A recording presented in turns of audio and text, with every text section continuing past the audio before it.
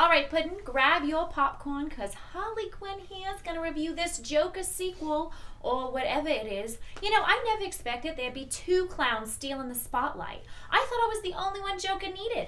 Besides, Gotham's already got one crazy movie star, and it ain't Joaquin Phoenix. Capiche? First off, where the heck am I? Not even a cameo? I mean, sure, they got that Lady Gaga gal singing about bad romance or something, but let me tell you, Mr. J's bad romances are my turf, sweetie. I spent years wearing pigtails, smiling through explosions, and dodging Batman's attacks just for Joker to go full solo and not even mention me? Rude.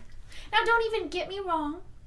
Phoenix is doing his best sad boy routine, and it's all artsy, but does he even juggle bombs while fighting off bats? No. Does he even cartwheel through a gunfight? No. I mean, the man dances a lot, but it ain't exactly my moves. His idea of crazy? Walking down the stairs in slow-mo. My idea of crazy.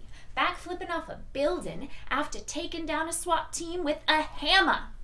Now that's entertainment, folks. This whole movie's got this serious tone. Oh, look at Joker. He's deep. He's misunderstood. He dances in the rain like he's in a shampoo commercial. Meanwhile, I'm over here mixing cocktails out of gasoline and giggling. Someone's got to lighten up the place. And don't get me started on that soundtrack. Sure, it's moody and dramatic, but where's the fun? Where's the boom boom pow that makes you want to grab a bazooka or blow something up? It's all violins and pianos, but me, I'm a baseball bat and fireworks kind of gal. But hey, I gotta give credit where it's due. Joaquin's Joker really commits to being miserable. And Gaga's not half bad for someone who never threw hands with Batman. Still, without yours truly, it's like a roller coaster with no loop-de-loop kind of fun, but missing that extra pop. So, if you like sad clowns who don't wear sequins, go ahead and watch it. But me, I'm sticking to my crew of misfits and maybe a little anarchy on the side.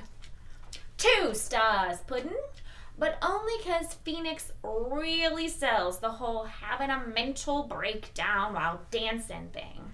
Now that's commitment. Oh no. Here he is again. Stealing the spotlight? You think you're such a star, Joaquin. I don't need to see 50 close-ups of just your face again and again, Joaquin. Someone requested I review your movie. You know, you're just trying to steal the spotlight. Oh, you just don't do it for me like the other Joker. We're gonna have a baby, and I can't live without you. Prefer my Suicide Squad. Alright, Joaquin. You diva. You can kiss my ass.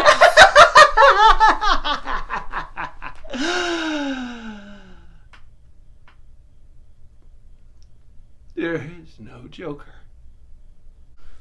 So thank you to our subscriber who suggested we dress up and impersonate these characters. This is to prove to you all I listen to your requests.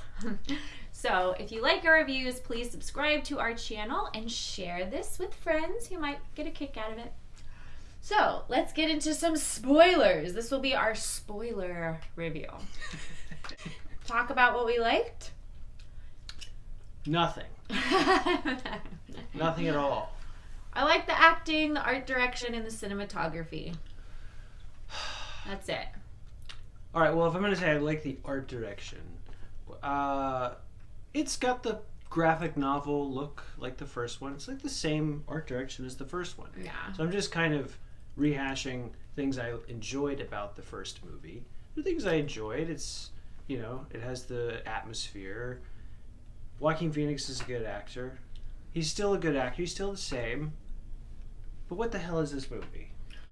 It's a mess is what it is. It's a nihilistic, nonsensical mess. And it seems like the Todd Phillips never really wanted to make this. And the only reason he did was because he got offered billions of dollars or millions of dollars. The audience seemed to respond to Joker as if he's some hero, and I don't like that. So I'm going to make the audience feel bad. I'm going to shame the audience for idolizing. This whole movie is the character ruminating on the events of the first movie. He's going to be on trial. He's in the asylum for the crimes he committed in the first movie. He's going to be on trial.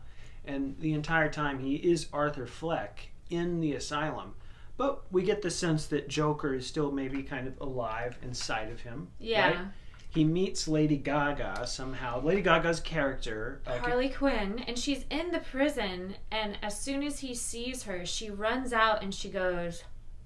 Right, so she's appealing to him. That's kind of what I wanted to do while watching this movie.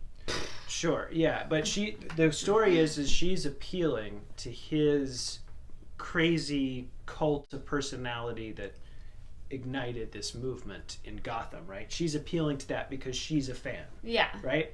So then we find out that she actually is lying. She's not really crazy. She just got in there because she wanted to meet. That's debatable. I mean, she's probably crazy, but she checked herself in there. He's like, oh, we're just alike. You had abusive parents. So did I. We grew up in the same neighborhood. Later, his lawyer tells him that she's from a rich neighborhood and she has a lot of money, and she checked herself into the mental institution just to meet Joker because she's obsessed with Joker. So the entire movie, the way this movie is set up, we, the audience, are waiting for him to become that character again by the end of this movie.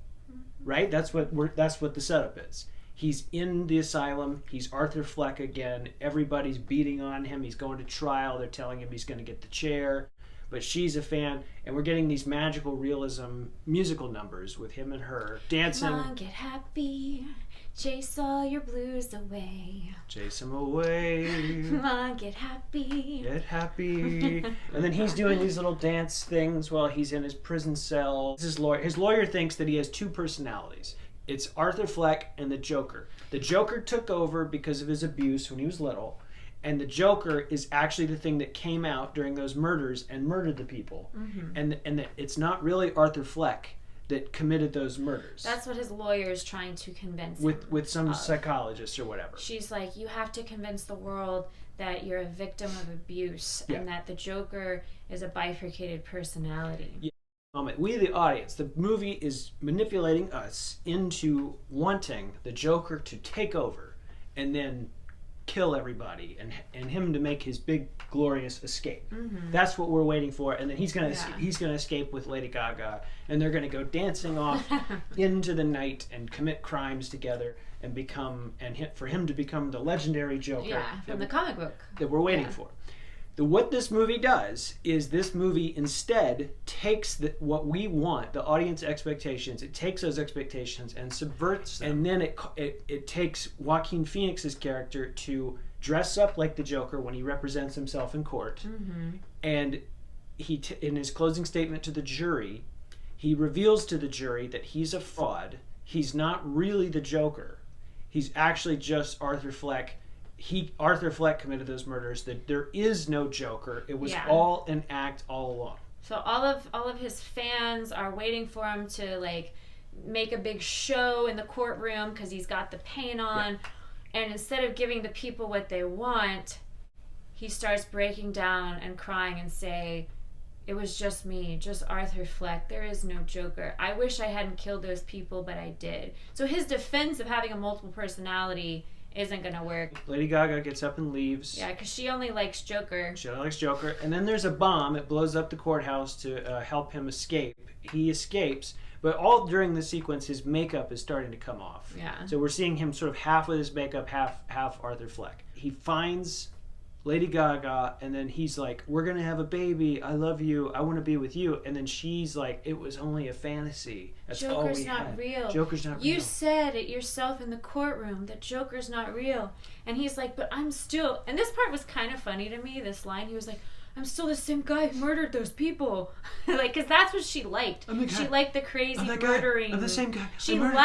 She got turned on by the crazy murdering Joker. And when she realizes he's not the Joker, he's really just Arthur Fleck, she's not into him anymore. So then she walks away, the police come, recapture him, and then he's back in the asylum at the end. It seems like he's made peace with the fact that he's just Arthur Fleck and that Joker was just an illusion. Yeah. So at least it seems like he's made peace with that. And then a guard comes in and say, "Hey Fleck, you got a visitor." So he's walking down the hallway, and then another crazy inmate comes up to him, and he tells Joker the same joke that he made on that show. What do you get when blah, blah, blah, blah? You get what you deserve. And then he stabs Joker. He stabs Joker. He starts laughing, and it looks like Joaquin Phoenix, Arthur Fleck, Joker is about to die. And he's dead. And then the movie ends there. And he's dead. So, and then we also see this inmate carve a smile on his face to sort of suggest that inmate might become Joker. His legacy might live on or whatever. So what this movie's doing is it's taking everything from the first movie, and then it's unraveling and undoing everything that the first movie did. It's just taking it and saying all of that was wrong. You shouldn't like that.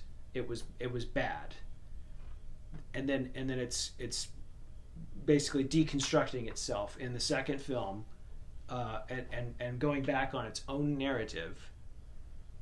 Well, essentially, and saying that there is no Joker. You shouldn't like the Joker. You shouldn't like the character of Joker because the character of Joker is an illusion. The real person is Arthur Fleck, and no one should idolize a murderer. You really shouldn't even like the first movie. Is kind of the message that I got. It's all trying to basically self-deprecate itself from what anyone, because a lot of people like the first one. Yeah. I have problems with the first one, but it was very popular. Joaquin won the Oscar, all this stuff. Yeah. It was like a symbol of like, mental illness and well, people were interpreting it as, pointing the finger at society for mental illness, almost blaming society for mental illness. And a lot of people were interpreting it that way. To me, the message of the first one was muddled, and I was concerned about the effects of that film. And the messaging here just seems to be like, if you idolize this character of the Joker, you're stupid. That's the message I got. So the biggest problem I have with the movie is that it's not funny enough. I think if the movie had been funnier. The funniest part was the sex scene, but I don't even know if that was meant to be funny. I think if it, there's a movie that I was thinking of a lot when I was watching this. Clockwork Orange is a classic, amazing film from the 1970s, and it's better than Joker 1 or this movie. And that movie is really darkly funny and smart from start to finish. And it's very, very, very dark stuff, but it's a brilliant piece of filmmaking. I think if this movie had found a way into the really black comedy elements that it was kind of getting at, especially in the trial sequences, it was getting at to some interesting stuff. I think maybe that could have saved it somewhat. If it's almost like self-parody or something, but what we got is it's just a huge, so many problems. So I give it out of 5. I give it. I'm actually going lower than I did in the non-spoiler. I'm going to give it a 1.5 out of 5. I give it a 1 out of 5. Not a 0, because the acting is. Joaquin Phoenix is a great actor. You have to give him that. Lady Gaga can sing. But the musical numbers weren't entertaining enough to keep your attention, and a lot of the musical numbers were very similar, so it felt sort of redundant. So just because she can sing, it's not enough to keep you that interested for that long. So yeah, I give it a 1 out of 5. So to summarize, the way we feel about this movie is I hope you enjoyed our review. I hope our review helped you process the film. If you've seen the film, it is almost like a huge downer. Like, it doesn't make you feel good. So I hope watching our review at least helps you process the traumatic experience of Joker 2. If you have any other thoughts, please comment below. I'd be curious to hear your thoughts about the film. And if there are any movies that you would like us to review, comment below. And in the meantime, stay real. Have good takes. Stay real, puddin.